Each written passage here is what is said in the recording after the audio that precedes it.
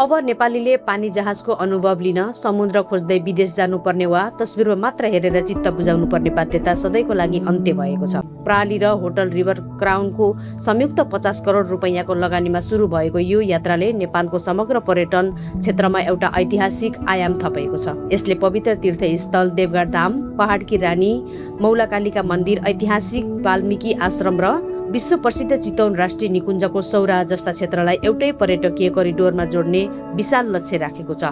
हिजोसम्म असम्भव र काल्पनिक मानिएको पानी जहाजको यात्रा आज नारायणीको पानीमा फोहरा उठाउँदै नेपाली गौरव र आत्मनिर्भरताको प्रतीक बनेर उभिएको छ। क्रुजले अब नेपालीहरूलाई आफ्नै देशको शीतल नदीमा बसेर लग्जरी क्रुजको आनन्द लिने सुवर्ण अवसर प्रदान गरेको छ।